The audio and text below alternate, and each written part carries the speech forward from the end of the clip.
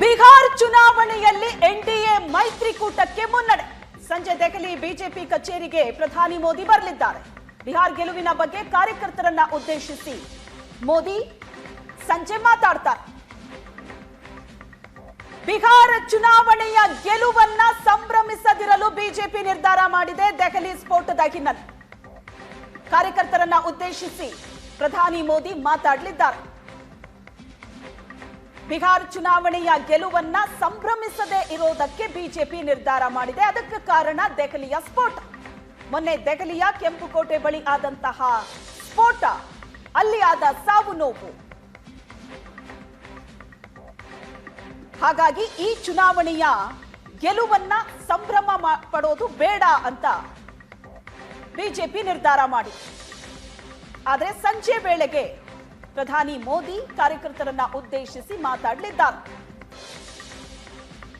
ಒಟ್ಟು ಸ್ಥಾನ NDA 202. Screen ಮೇಲೆ ನೋಡ್ತಾ ಇದ್ದೀರಿ, 202 ಎನ್ಡಿಎ ಪಡೆದಿರೋದು ಇಲ್ಲಿ ತನಕದ ಅಪ್ಡೇಟ್ಸ್ ನ ಪ್ರಕಾರ. ಮಹಾಗಠಬಂಧನ್ 34 ಸ್ಥಾನದಲ್ಲೇ ತೃಪ್ತಿ ಪಟ್ಕೊಳ್ತಾ ಇದೆ. ಸಂಜೆ ತನಕ ಮತ ಎಣಿಕೆ ಇರುತ್ತೆ, ಒಂದು ಸ್ಮಾಲ್ ವೇರಿಯೇಷನ್ ಆಗ್ಬೋದು ಅಷ್ಟೇ. ಆದರೆ ಬಿಜೆಪಿ ಮತ್ತು ಜೆಡಿಯು ಅಭೂತಪೂರ್ವವಾದಂತಹ ಯಶಸ್ಸನ್ನ ಬಿಹಾರದಲ್ಲಿ ಗಳಿಸಿರುವುದು. ಎಕ್ಸಿಟ್ ಪೋಲ್ನಲ್ಲೂ ಕೂಡ ಬಿಹಾರವನ್ನ ಎನ್ಡಿಎ ಗೆಲ್ಲತ್ತೆ ಅಂತಲೇ ಹೇಳಲಾಗಿತ್ತು. ಅದನ್ನೇ ಒಪ್ಕೊಳ್ಳೋದಕ್ಕೆ ಕಾಂಗ್ರೆಸ್ ನಾಯಕರು ರೆಡಿ ಇರಲಿಲ್ಲ. ಬರ್ಲಿ ರಿಸಲ್ಟ್. ಈ ಬಾರಿ ಮಹಾಗಠಬಂಧನದ ಪರ ಬಿಹಾರದ ಜನರಿದ್ದಾರೆ, ಬದಲಾವಣೆ ಬಯಸ್ತಾ ಇದ್ದಾರೆ. 20 ವರ್ಷದಿಂದ ಬಿಹಾರ ನಿಂತ ನೀರಾಗಿದೆ, ಏನೂ ಅಭಿವೃದ್ಧಿ ಇಲ್ಲ.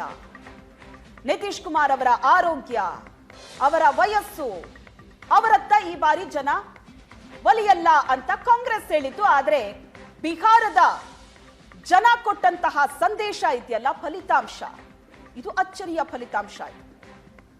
ಮತ್ತಷ್ಟು ಅಪ್ಡೇಟ್ಸ್ ಬ್ರೇಕ್ನ ನಂತರ.